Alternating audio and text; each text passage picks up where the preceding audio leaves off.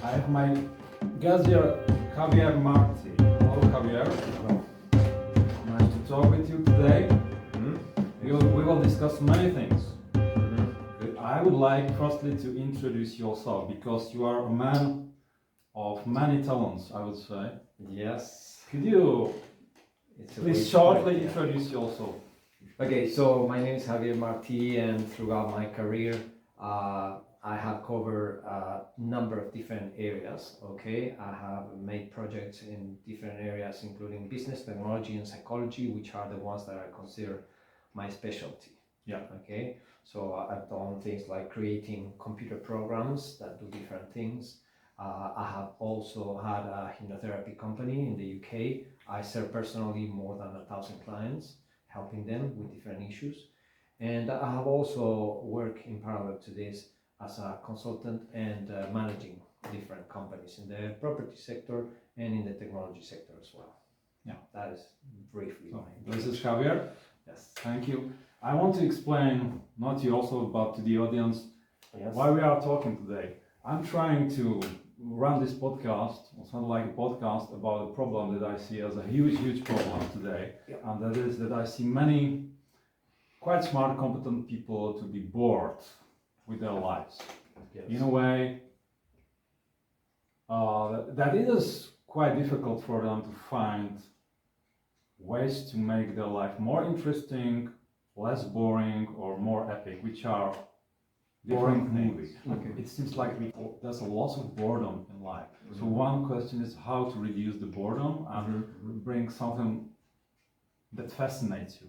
Okay, so let's say if we talk about boredom, fascination, that kind of thing, then we can go into different directions. For example, okay, we can go the shallow direction, which includes video games, shallow entertainment, okay, just ways to pass the time. Yeah. Or we can go into ways that will be akin to playing the video game of life in a way, okay, which is that instead of playing the game through a screen, we take life as a video game, and then we try to make it more interesting, more aligned with our interest, and then we will be entertained, we will be less bored, but also that life will be more meaningful. And as we achieve things, we will be fulfilled in many other ways, not only in the shallow way that mindless entertainment will give us, you know.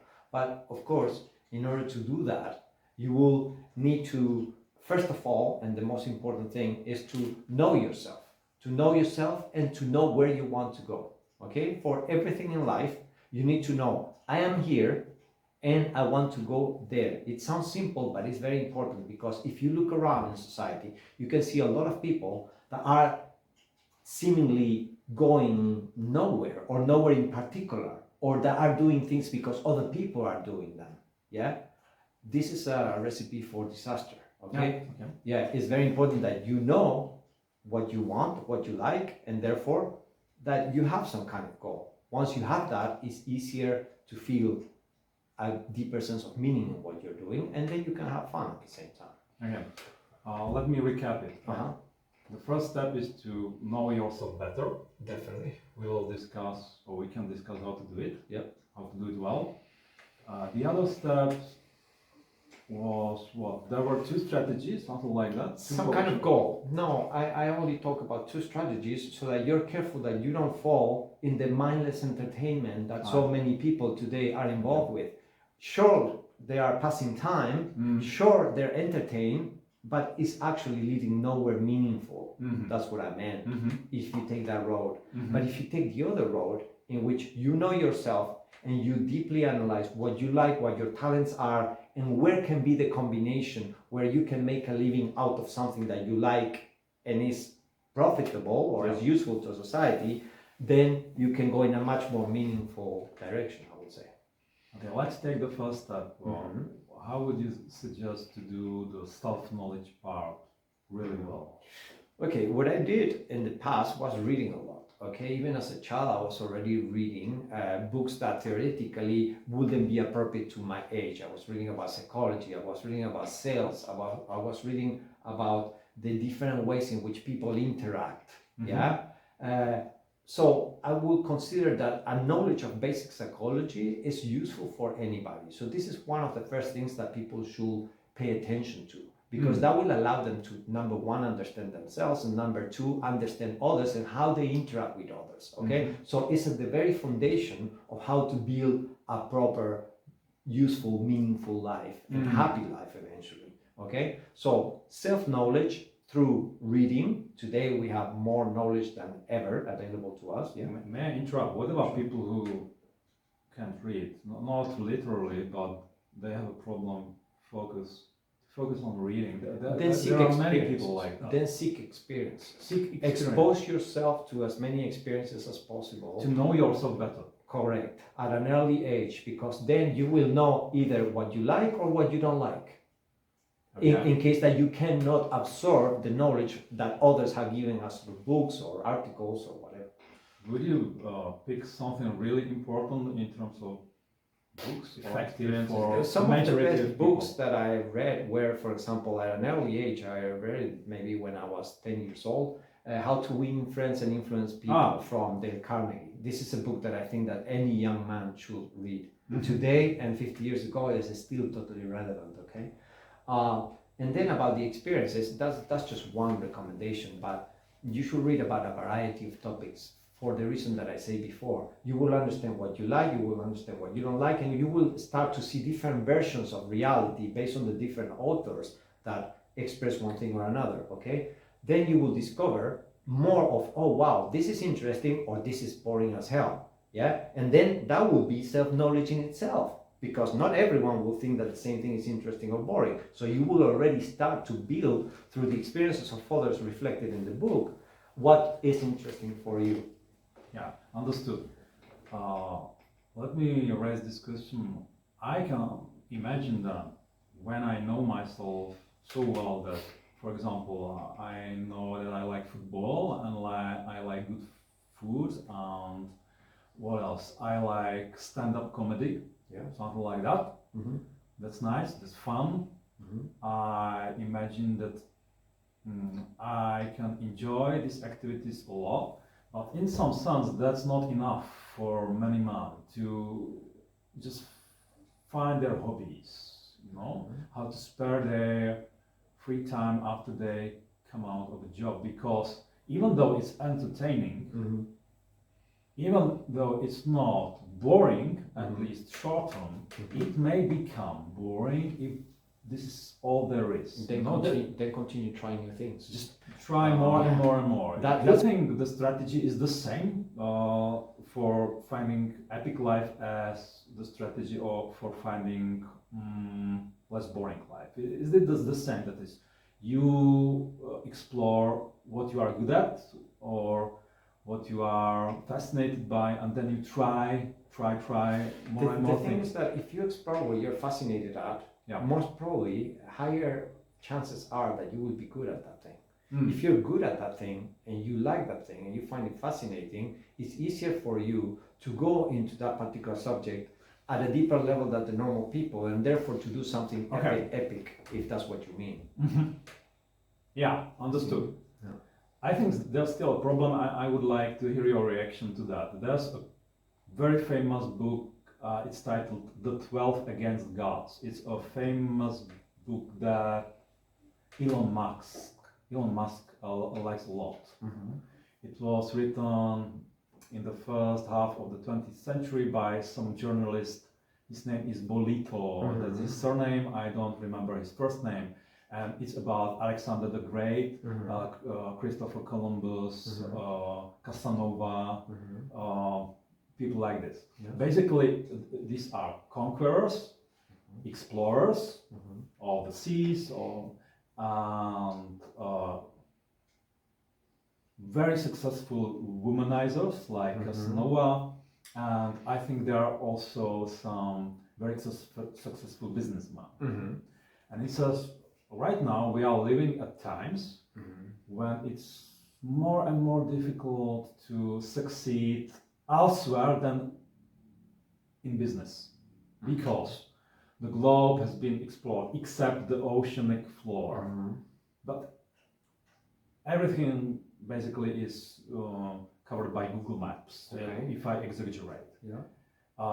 If you want to conquer, there's nothing to conquer. It's very hard for mercenaries to lead or wage a war. So it's very difficult, almost impossible. Not recommending anyone to lead a war, but so it seems like there is business and maybe there are women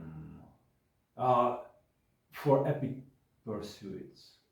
Is there anything else that could comparably qualify as epic?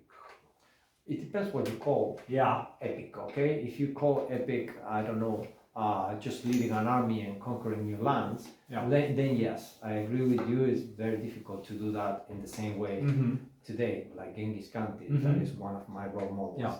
Okay, but if you are talking about having a big impact in society, no, there's still a lot of unexplored land, and the advent of AI and new technologies are opening up new opportunities to do things faster, deeper, better, and you could cure cancer through some discovery that you did, for example, with the help of AI in the darkness of a lab, because the computer is maximizing or amplifying your efforts 10 or 100 times, and you go 10 or 100 times faster, or you do it better 100 times because of the help of the computer. So areas to be concrete are health, nanotechnology, technology itself in general. Still, there's a lot to be explored. Look at the flying taxis, for example.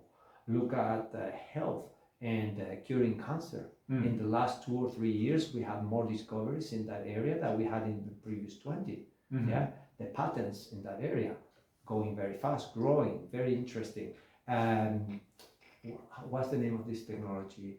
The technology to make us live longer, healthier life, also a lot of advance in that area. So there are certain areas where there's still robotics also, it's another one.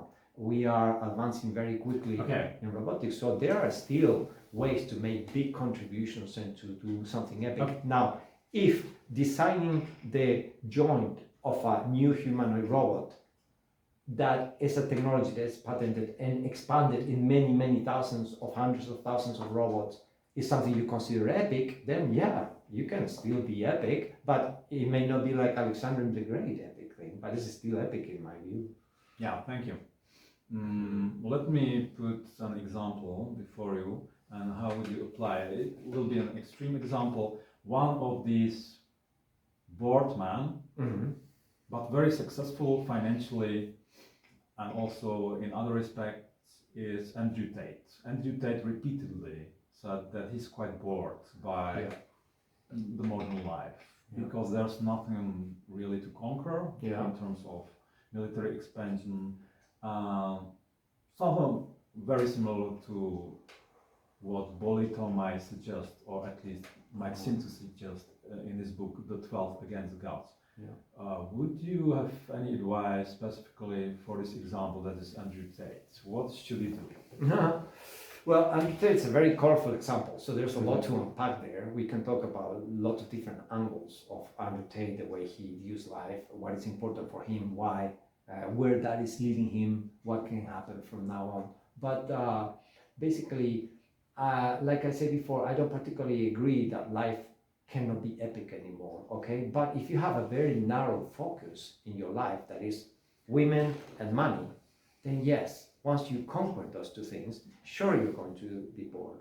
I'm not sure if that answers your question, but the more narrow your focus, the more your chances of being bored and feeling that you cannot lead an epic life anymore. He says he's tried everything, and basically what's there left is very fast sports cars, money. Even that can get very boring, and women also. So So of course, you can see it. He himself is saying it. So I think it points at a lack of imagination. Okay, the more money you have, the more chances you have to explore a lot of different things. You can become a great scuba diver. You can do wingsuit jumping. You can learn to pilot a plane. There are so many things you can do. So if you're bored and you have a lot of money, I think that the problem you have it because you lack imagination on what to do with your money. What you listed right now were hobbies. right Yes. now, and you would say, Andrew Tate would say, okay, those are just hobbies. Those now, this is Okay. how to kill your time before you die. You want to make something bigger, go into politics. So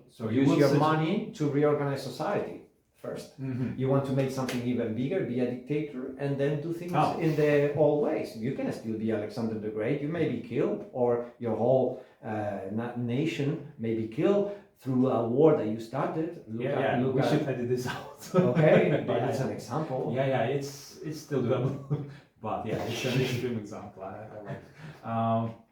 So okay, so I think you that- disagree with Andrew Tate that he has tried enough to find a way out? Yeah, of his definitely. boredom? I think that if he's bored, it's his fault. He can still do very epic things. Yeah, and the more money he has, the more epic things he can do. He could subsidize, him or Elon Musk could subsidize 100 terrorist bombings if he wanted. It may not be politically correct to do, it may not be intelligent to do, Yeah. but I mean, maybe he will be entertained with that. Or maybe that will help him to change society. And maybe for that will be, for him, that will be epic. There's no reason Okay. why he couldn't do this. Those are controversial examples, but I'm yeah, a I controversial person. understand My point. your point. I understand the point that being epic is to a large extent relative to. Look to at person. Elon Musk. That's an Elon Musk thing. I think that you have a positive view of Elon Musk. Isn't Elon Musk doing interesting, Yeah, he epic is. things? Some people think. We think he is, in a way, right? So why is Elon Musk not bored out of life? He also has money, and he just has a different psychology from Andrew Tate. Okay. And at the moment, currently, he's not complaining about the same thing. Yeah, that's a good point. So it may be a very individual thing happening in the psychology of this particular man. Let me insert a question. What do you think Elon Musk has in his psychology that's especially helpful for what he's doing? What is it from a psychological perspective, according to? Number one, I think one of the main things that Elon Musk has, or the two main things, are number one, huge ambition, which is great, okay, and number two, he's a good salesman. That's my thing. He's a good salesman, so he's able to persuade others to invest in his projects based on his grandiose ideas. Also, we shouldn't underestimate, and it's very important for young men to understand that you must move, and if you don't ask me about this, maybe it's important for you and everyone to know that you must be in the place where things are happening, okay? Your environment will shape your future and your destiny, okay? So it's very important. Elon Musk could be as intelligent or ambitious as he is, still in South Africa, and he could be 100th of what he is today. But because he is in the right place with the right connections, he's able to do deals of $100 million on the back of a napkin and after dinner in a restaurant. And he has the money by Monday. Okay? So environment and connections are incredibly important if you want to succeed in life. That's my point. Not only ambition and good salesmanship. Okay, let me move this conversation to the question of self-knowledge. You mentioned that self-knowledge is very crucial. Yes. How to know oneself really well? What would you suggest, and what would you advise to avoid? First, learn about psychology so you understand how the human mind works in general. Yeah. Second, analyze your childhood and your family environment. So you start to make connections and understand why you operate the way you do. You really think that childhood experience is crucial? Incredibly important. Incredibly important. I have seen it time and time again. People get very traumatized by a lot of different events in childhood. When we had dinner yesterday, you mentioned something very interesting. I suppose part of the childhood experience is negative, and part of that part is something like trauma. Yes. And you mentioned there are 3 ways how to get traumatized. Could you recap that? So what I say is that the mind can get traumatized in mostly 3 ways, okay? One is anything that we experience. For example, we have a car crash, okay? Second, anything that we dream.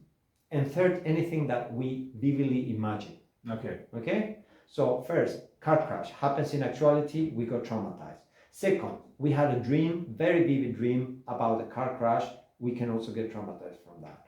Third, we vividly imagine, okay? So that imagination that we have in that moment has a very suggestive, powerful effect on our psyche, and we can get traumatized from that. But what I was saying yesterday is the positive side of that, which is that in the same way that we can get traumatized through that, we can also get de-traumatized using the same channels in order to influence the mind through repetition and association.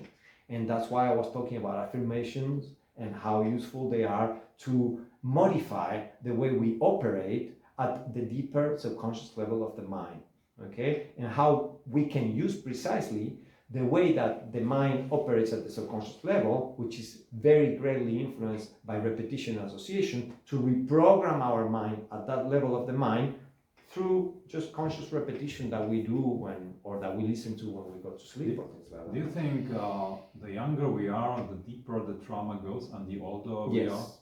Definitely. Yes. Yes, there are many reasons for that. We could talk many hours about that, but basically the child doesn't have the tools to deal properly psychologically with what happens to them, and they tend to amplify everything. So for example, if there's problem between the parents, he may well assume that it's his fault when it is not. Could you describe the mechanism? Why is it so important? Because many people will say, okay, suppose I'm traumatized. Suppose I can do something about it. It abstractly makes sense, but people need to understand that on some concrete example. Could you give me an example? Maybe trauma from car crash, or from a dream about car crash, or some other kind of trauma, what it does even decades after the trauma happens. So how does it work exactly? Could you describe the mechanism? I could give you many examples from my years as a therapist. For example, I remember, I'm not sure if this is what you're asking, but I remember a person that came for a phobia of pigeons. Phobia of pigeons, okay? So I'll give you a bit of insight on how hypnotherapy works. So we led the person into hypnosis, and we started going back to track what was the origin of the trauma, okay? And we discovered that this person, when she was between 3 to 6 months old, she was left in an attic with an open window when she was on the little baby cot, and a pigeon came and she was right there on the little handle of the baby cot, and it scared the hell out of her. From that moment, that person developed a phobia. Of course, that baby had absolutely no way to understand that she was developing a trauma through that simple experience. Her mother never knew, and 25 years later, she was in their room with a hypnotherapist, and she discovered where that was coming from. Then we did the neutralizing of that, and she was healed of that particular phobia. So the way that the young mind is traumatized, it can be anything. It can be a wide variety of things, okay? Because the young minds are very, very sensitive and very open to trauma. Okay, this trauma that you mentioned, phobia from pigeons, it's an example, yeah. It's an example. I suppose that's very clear, but some people might say, that's a trauma that just relates to a very specific slice of your life, that is pigeons. Okay, so let's talk about something more general. For example, imagine that you have a father or a mother that for whatever reason is always criticizing you. Okay, remember what we said before, that the words and the thoughts go deeper into our mind and go to reside at the subconscious level of the mind by repetition and association. So if we have a person that is constantly putting us down, okay, that message will gradually move lower into the subconscious mind. Once it's there, it will be internalized, okay, as a message that we carry forever, as long as we don't heal from those negative messages, okay? That can make us have low self-esteem. So that person, without realizing, absorbed all these negative messages. Now the subconscious mind has internalized them as part of the identity of the person, and as long as that person doesn't seek help from that, they will have suffered from low self-esteem for the rest, and they wouldn't even be able to explain why. That's an example of not one specific moment. Would you say Andrew Tate has a low self-esteem? I think that he does, yes, and I think that he's overcompensating in very shallow ways for some very big holes that he has in his psychological well-being or psychological makeup. Yes, definitely. I think that he has used women and money and success to try to compensate for those things that he was lacking. And I think that at this point, he must be around 45 years old, 40 years old, I don't know. He's beginning to realize that no, those things that he thought that would save him from that empty or shallow feeling are not working anymore. So it's something else, but I think that he didn't figure out yet what it is or how his mind works. And do you think when people have low self-esteem, it's more difficult for them to find meaning or more fulfillment or more epicness in their life because they are scared and they will not try things? Oh yeah, definitely. Yeah, you're totally right. Yeah, the lower your self-esteem, the less likely you are to interact with different people, to try different experiences, to go to different places, to try to hit on attractive women. There are so many experiences that you're going to lose out from a low sense of self-esteem that is definitely crucial that you sort this out as soon as possible. Yes. Okay, let's talk about women and gender relationships, specific questions. If you would try to advise real well young man today or even middle-aged man how to approach women when they try to make a good impression on women they like, or even to, that's another question, they try to find a good woman to be with, like mentally stable women, or maybe Your question is very broad. Yeah, You sorry. should split it in I the smaller have a questions. few questions. Let me try one by one. The first question is, what would you advise to men who have difficulties to find good women for themselves for a long-term relationship? How to find a good woman for oneself? Okay, this is one of the biggest challenges and most important things that we can do in life. Okay, naturally, if we want to solve a complex problem, we have to come from a good premise at the base of the problem.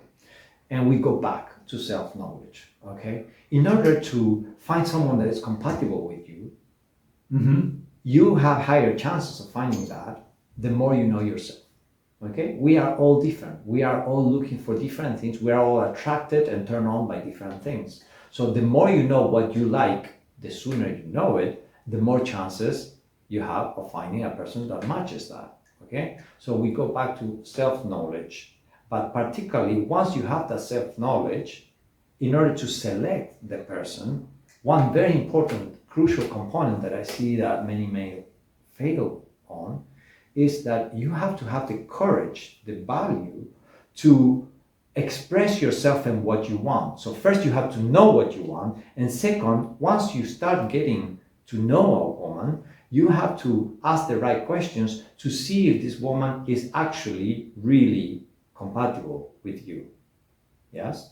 In order to do that, you have to have good, solid conversations with the woman. You shouldn't be distracted by a movie, you shouldn't have the mobile phones out or being distracted with other things. Just normal, old-fashioned conversation with a woman on values, particularly, on what values are important for that woman, and to see if there's an overlap and you are actually compatible with her. Okay? But in order to do this, you have to know what you want and what you like first. Because if you don't know where you're going, all the roads will get you there in a way. So men should be very clear and articulate about their values and their life goals.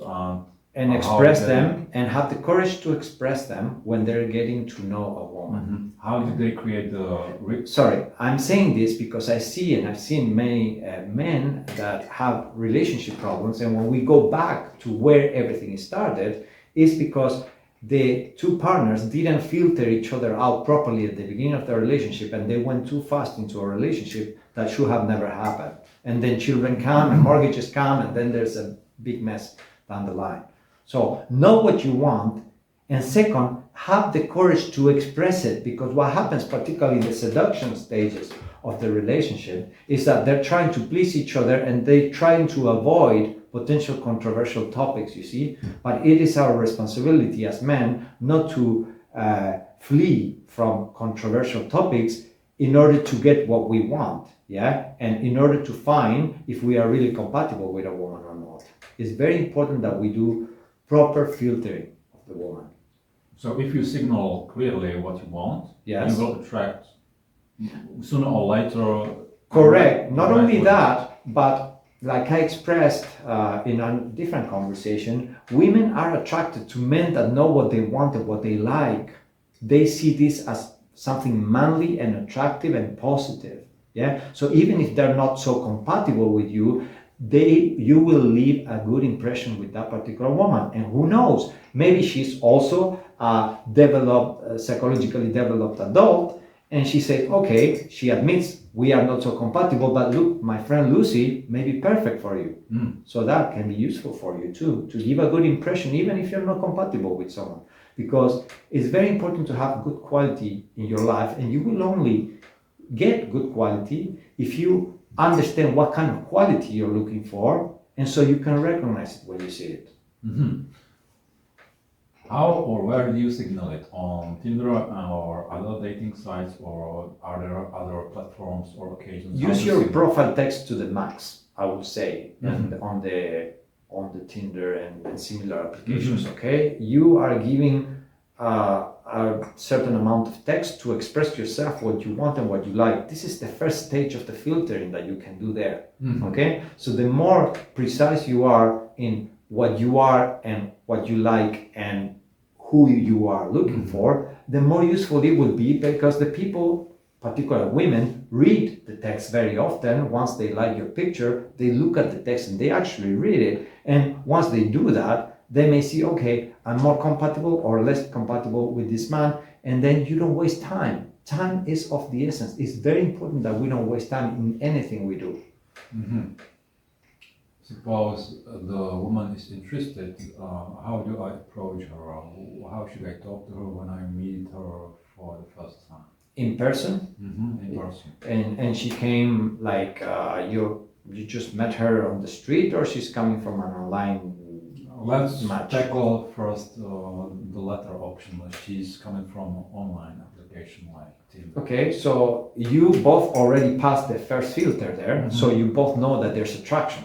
So you both can relax in a way. Okay, you know that most probably you already like physically each other up to a point. So what is left is only making the kind of questions that, of course, it shouldn't be an interrogation, but it's very important that as soon as possible we know if we are aligned with that person and if we may be compatible or not. So just mixed topics like food, travel, entertainment, good emotions, good sensations, good memories, with also more crucial questions about values and future and plans and so on. Okay, you shouldn't do an interrogation. Okay, what's your plan for this? What's your plan for that? Okay, because that's too dry and weird for women particularly. Okay, but there's absolutely nothing wrong mixing very serious topics with much more lighthearted topics.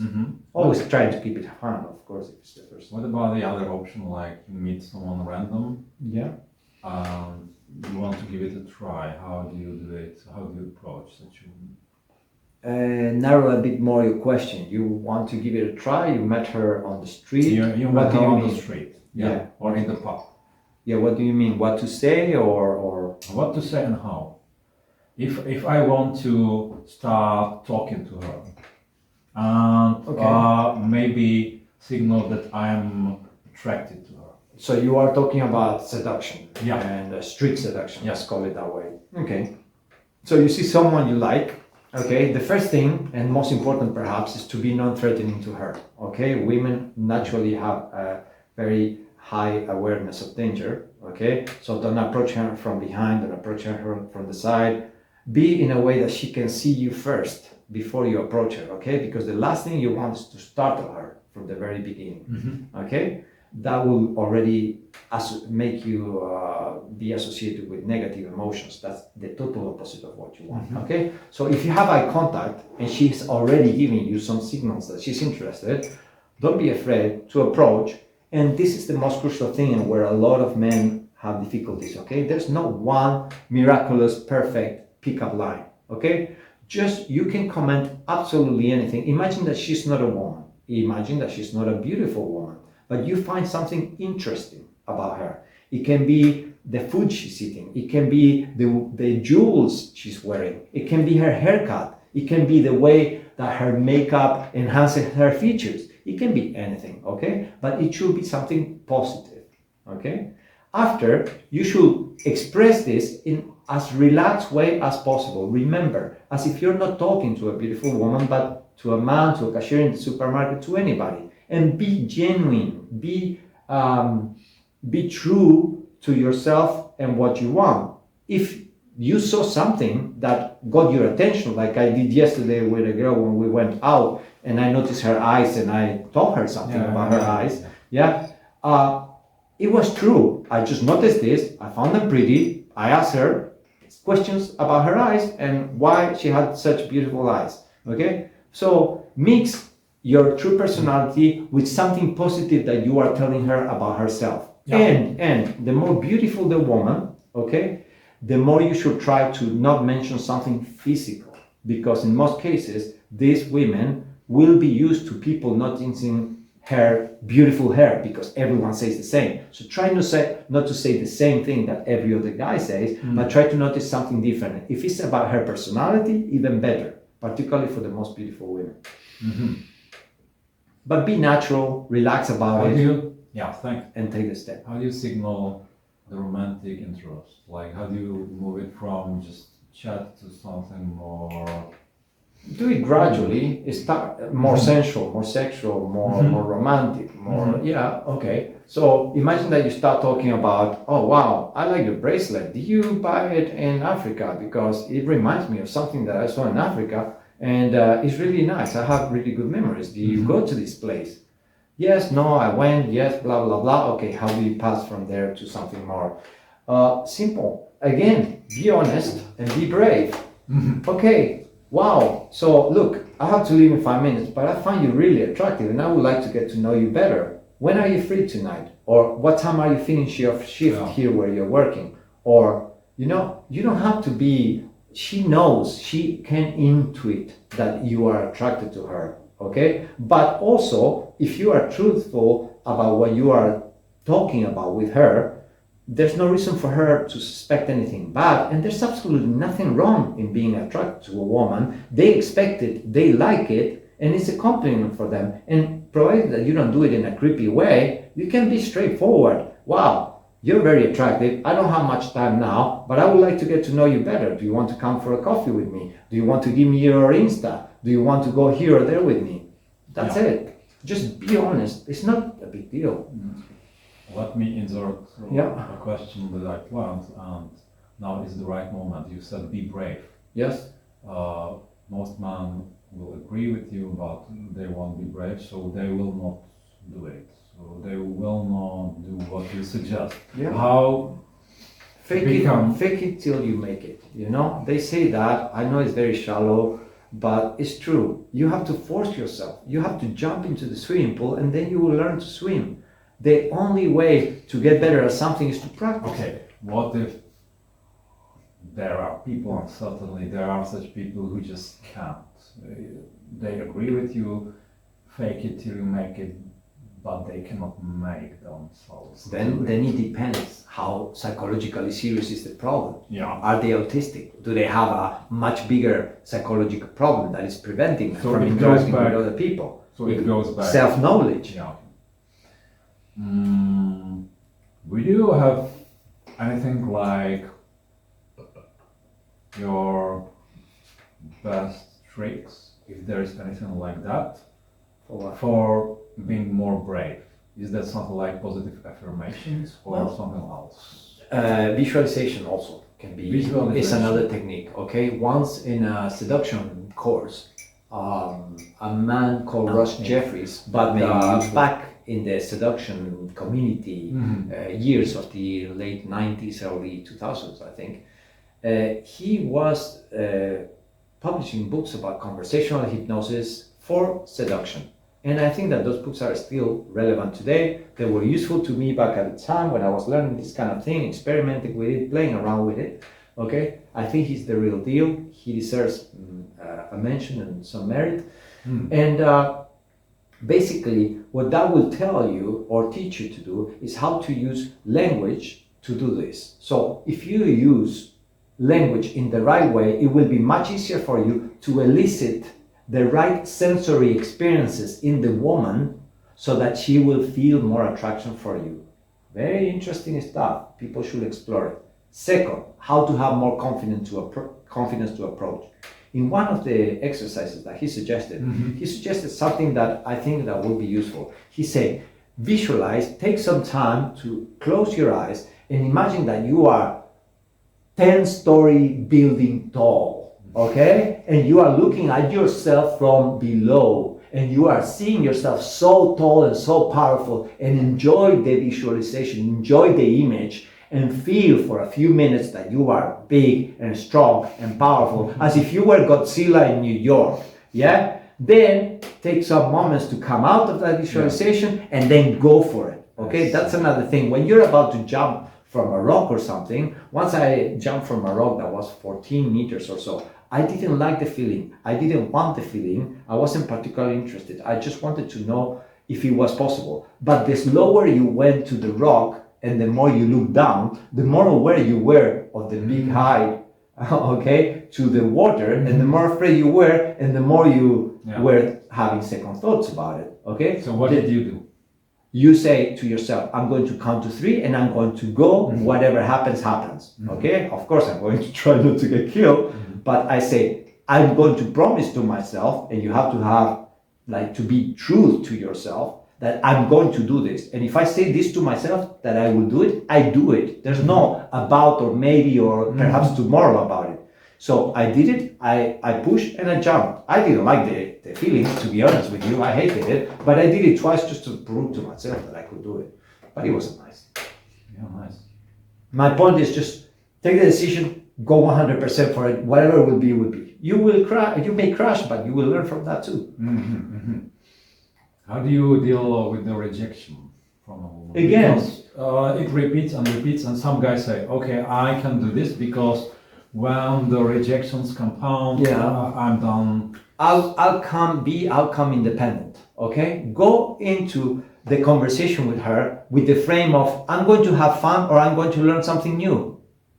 Don't go with the frame of, I have to get this woman, and if I don't get her, I'm going to feel horrible about me. No, be playful, be light, like keep it light, be cheerful, be positive, enjoy life, okay? People are interesting, women are interesting, and women want to be talked to, okay? So just go for it, but go with the frame of, there's no failure here. I'm just going to interact with another human being, and I'm going to give her the opportunity to enjoy something good and positive for her too. Remember that you are valuable, that you are positive, that you yourself are a walking bag of experiences that she never had exposure to, and she could well enjoy your company and learn something from you, and that's good for her too. Don't think that she's the prize and you're nothing and you have to win the Queen of Sheba or whatever. You know, you are also valuable. If she says no, she will also lose something valuable. So it's okay, but don't frame it as win or lose. It's just like, oh, this is interesting, I'm gonna mention it. I find her attractive, I'm gonna go for it. Oh, she says she has a boyfriend, no big deal.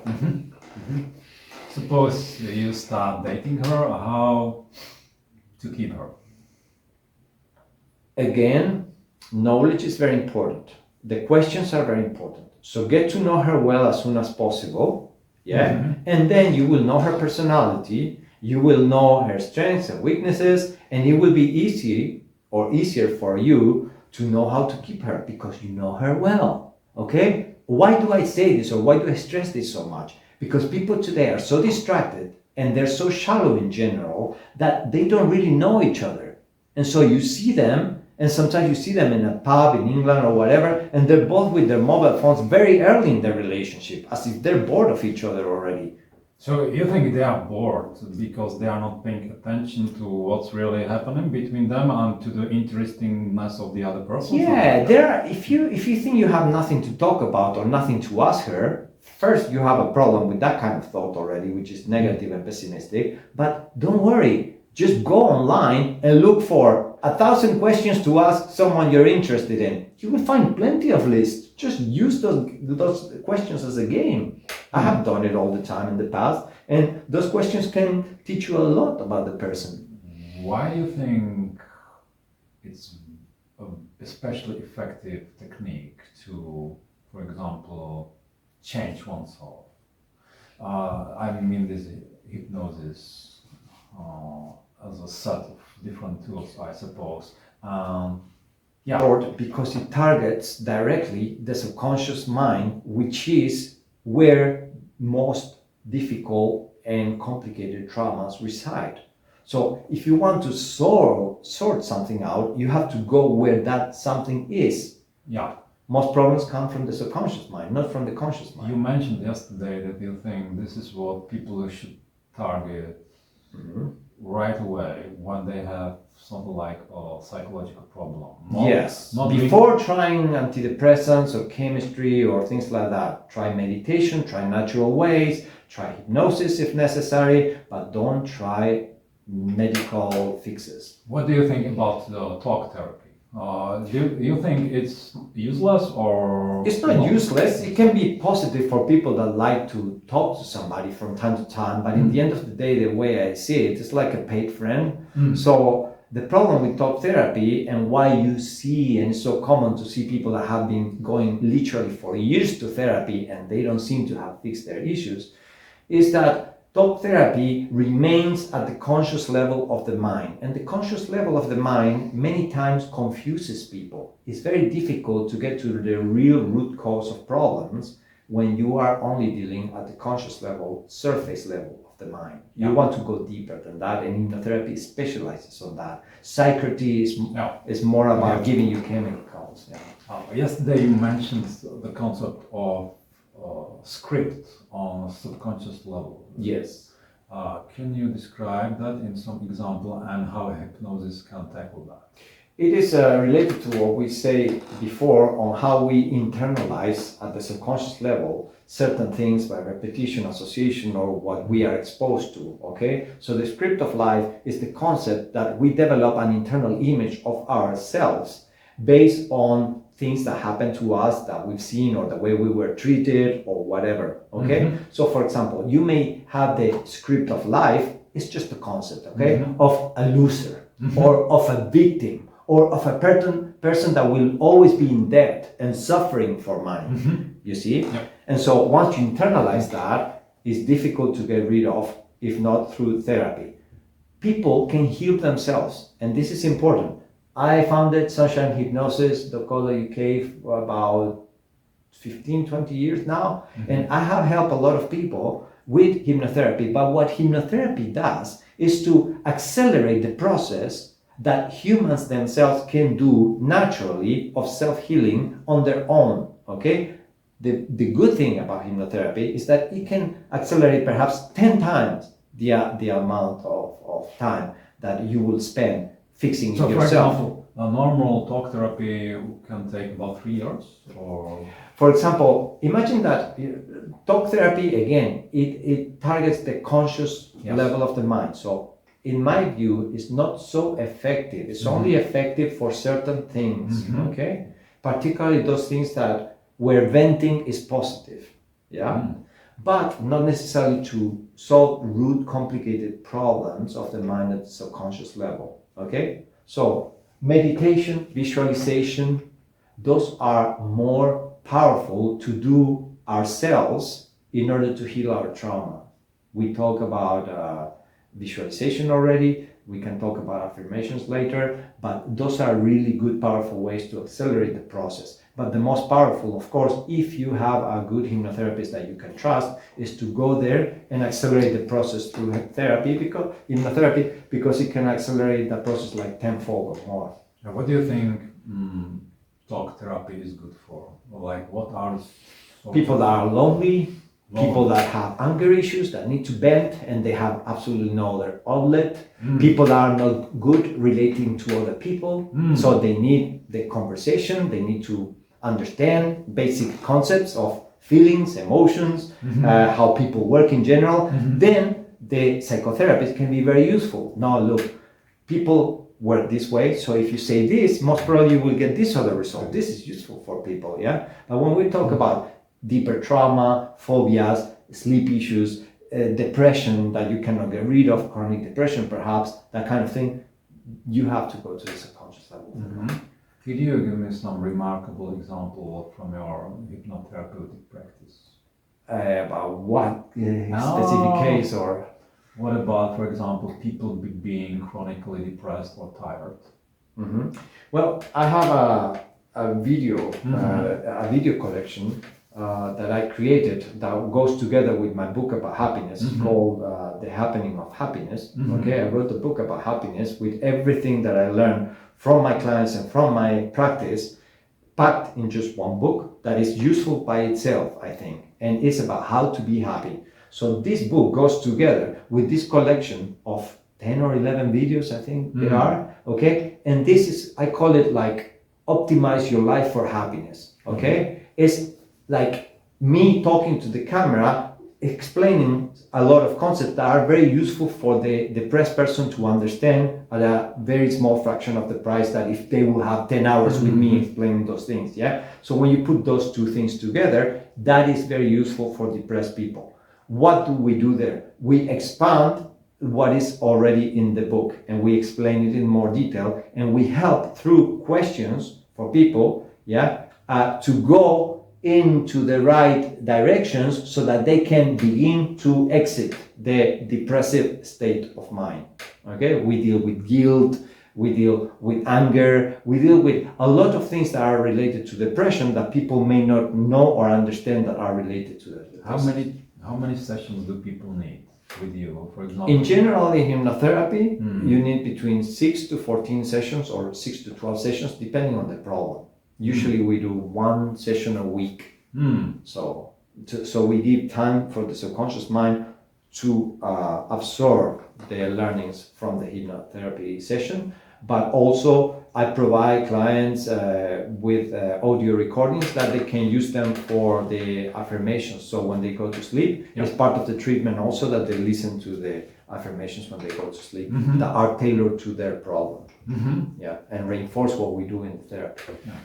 Let's cover meditation and affirmations. No, I just recommend to people to cross their legs, set an alarm starting with 12 minutes, yeah, close their eyes, and then they can choose. There are different people do meditation in different ways. You may know more about this than me, but basically what I recommend and has worked for my clients is to increase 1 minute as long as they feel comfortable in that number of minutes doing the meditation every day. Okay, consistency is more important than the number of minutes. Okay, so any beginner can start with 12 minutes. It's easy for most people. Just cross your legs in the lotus position, close your eyes, and you can concentrate on the air coming in and out of your nose, on a particular point on your face, on your eyes and the back of your eyes, behind the eyelids. You can concentrate on almost anything you want. You can count inside, you can concentrate on repeating a certain word in your mind. There are many ways. It's not important the way you choose.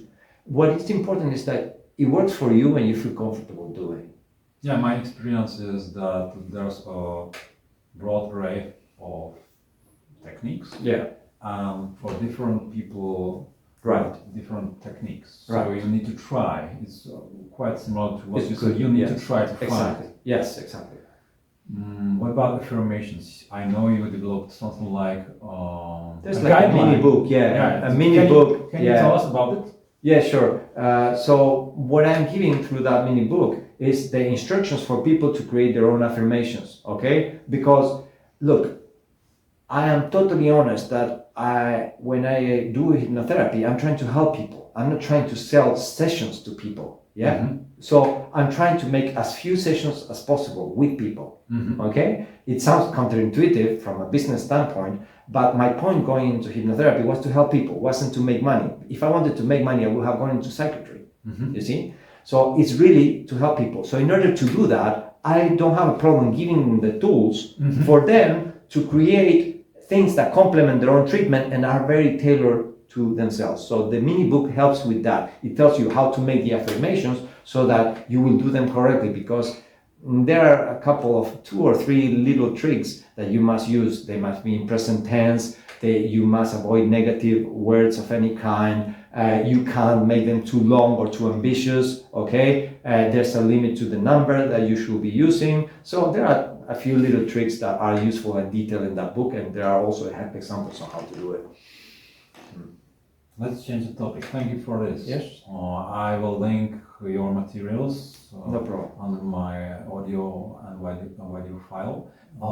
What about the military training chapter of your life? Because I know you've been doing for a long time, lots of military and survival training. Yeah.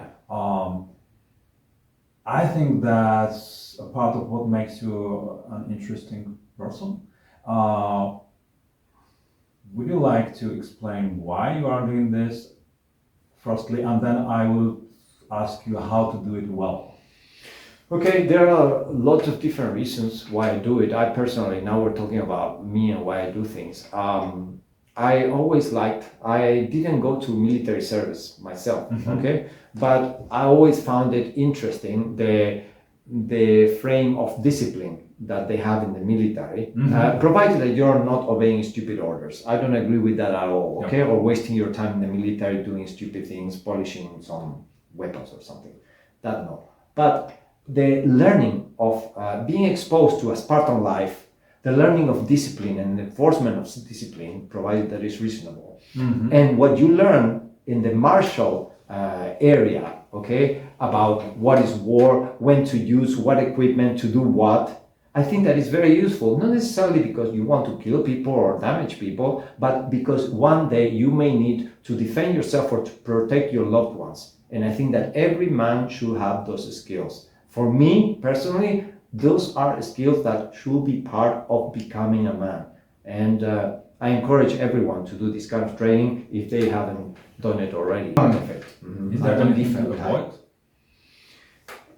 in this business? It would be difficult that you will know it beforehand if you don't know, if this is a new area for you. If you've done a few courses like I have done in different schools, then you will start to know and you will talk with the guys and they will tell you which school is good, which school is like a little not so good. So at the beginning, if you don't know anything else, just follow the reviews online and try to explore really well what's the reputation online of that particular school. What are the specific chief skills people might learn there? It depends on what you want. There are shooting courses, okay, for pistols, for AK-47, private military contractor, surveillance and counter-surveillance. There is hand-to-hand combat, which I found very interesting, where you train with different weapons. So you train machete against machete, knife against machete, empty hands against a gun, and various combinations of that. Really interesting stuff. And then you have bodyguard, also is another one that I did, and is to protect celebrities in a city environment. Yeah, so different ones. There's a wide variety. These private schools offer a wide variety of courses for a lot of people. They're also even marksmanship, which is sniper training, that they also do. Very interesting, very cool stuff. Those are mostly men, I guess. Yes, from what I've seen so far in the trainings. Yes, it's 95%. 95. Yeah, sometimes there are some women here and there, but it's very rare. From what I've seen in my experience. Do you need something like courage to do these courses? Well, definitely. I think that first you have to be willing to, for a few days, follow the orders of the military guys that are giving the training out. Yeah. You have to be able to follow and willing to follow the instructions. They're the bosses, they're the specialists on that. So you should be able to take a step back. It doesn't matter how good you are in anything else you do, because there are fire weapons involved. They're dangerous, and you shouldn't do absolutely anything stupid around weapons. So Should you be brave? Yes. And you should also be very careful with the firearms. Like sometimes I've been in situations like, bear in mind that you may be shooting at a target surrounded on both sides of 5 more other guys that you just have met 2 hours before, and they are all firing live ammunition to a target that is right in front of you. Hopefully nothing will happen, but if anything stupid happens, the instructor will be checking each one of them, and they will call you for attention if you do absolutely anything unsafe with the guns. But you learn gun safety. The first thing that they teach you is the rules, okay? Assume that every weapon is loaded. Never point to anything that you don't plan to shoot. Always keep the weapon with the safety on, okay? That kind of thing is what is at the beginning of the training, so that you don't do stupid things. Yeah. Let me ask you almost the last question. Another part of your life is your fascination with artificial intelligence. Yes. And the oncoming. Yes, I wrote a little book about the social impact of artificial intelligence. Yeah, I will link that one as well. Yeah. What do you think is the best way to prepare for the upcoming times Yeah. when artificial intelligence will be more and more dominant in the economy? Because Yeah. as far as I know, it's very hard to find a good advice how to prepare. The first thing is for sure to be aware of what is happening in the field of AI. Okay, I'm finding that most people are not aware of the latest developments and what they mean for society. And this is one of the reasons why I wrote the book, okay, to explain to people, hey, this is very important, this is happening, it's going to have a huge impact and you should know about it, okay? So you start planning for it. Now, how to plan for it? We have to bear in mind that computers this time are replacing human brains and human beings in a way, okay, in productive endeavors, okay? So it's important to understand that and then to try to position yourself in a way that is least impacted by these changes, okay? So what to study? Things to do with new technologies, with robotics, with automation. That would be interesting things to learn more about. And if you're starting your career, to go in that direction, okay? Because they may be least impacted by the negative aspects of all that, okay? And how to prepare in other ways. If you have a normal job, try to see how you can integrate AI in your everyday processes, okay? For some professions, you may be able to do it more in depth than in others, but for professions like marketing, sales, and many more, it's becoming very, very useful. And a lot of people are being left behind because they're afraid of it or they're not aware fully of it, let alone know how to integrate it in the job. They're losing an opportunity to be more productive and to be more valuable to their employers and to make themselves more valuable to the company also. Are there any channels or sources that you would recommend? The Reddit community, there's a subreddit that is artificial intelligence, and there's where you can learn about the latest things that are happening. There are good channels on YouTube about artificial intelligence. I follow certain channels that show me on the day what is happening in China with the latest technological developments, which I think that is a very important country where a lot of important things are happening. So those are things that I would recommend. Yeah. What would you recommend to young people who are trying to choose their university degree? What I said before, like unfortunately, use the humanities as something, it's just my opinion, as something nice to have, but don't make it the crucial part of your education, and try to prepare yourself for a world that will be more and more automated and in which the machines, visible or invisible, will be more and more a part of everyday life in society. Okay, so this means, again, what I said before, automation, implementation of artificial intelligence in different business sectors, okay, and also anything to do with robotics is going to boom in the coming years. Yeah. My last question, so because I'm a philosopher, do you have any favorite ideas or books that you find especially helpful for living a good, great, interesting life? I'm not so sure about living a good, great, or epic life, so it may not be the best recommendation, but I always like the Buddhist philosophy. It has helped me a lot. It has helped me be a happier and less stressed person.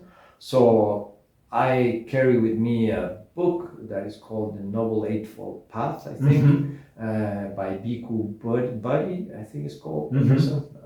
Bad pronunciation there. And this is my most useful and valuable book, and it helps people to understand how to apply Buddhism in their everyday life. That was very useful to me. In the aspect of human relations, the book that is most valuable is the one that I recommended before, from Dale Carnegie, How to Influence and Influence People. It's a classic. It's a classic for a reason. It has sold so many millions of books. Very good, useful for people in general. And then, in general terms, books that deal mostly with science fiction have been very useful have been very useful for me since I was a child, to ignite my imagination and to think of different possibilities and how to do things. And then books about psychology have been very useful to me to understand humans from an early age and to understand how they interact with each other, and therefore how to try to maximize my chances or other people's chances to be happy, which is something that I've always been interested in. So it's not one book recommendation, but it's a topic. Yeah, learn about psychology. It is very useful regardless of what you do. Do you see lots of psychological wisdom even in that first book about Buddhism? Yes, definitely. Yes. But again, this is just my personal bias there. I like Buddhism. It has been very useful with me. It has resonated with me always. So it's an instinctive thing also. Maybe someone else reads it and it doesn't mean so much to them. So going back to the beginning of the conversation, be exposed to a wide range of interests, experiences, people, and then you will find what you like and what you don't like, what is useful and what's not useful. Take the best, discard the rest, and keep on moving on and trying new things and practicing, and that's how you get better. Particularly talking about women seduction and these kind of things. Don't be afraid to jump in the swimming pool and learn to swim. Nobody or very few people are supernatural in the way that they can seduce women or do anything at a high level. Everyone started as a beginner and they got pushed by themselves out of their comfort zone, and that's how they got mastery in their discipline. That's all. Yeah, thank you. This is also what this podcast for me is. It's stepping outside the comfort zone. So thank you for giving it a try with me. That was great. Good questions. I hope the audience enjoyed that. Oh, thank you very much. Perfect. Thank you very much for inviting me. That was great. Thank you.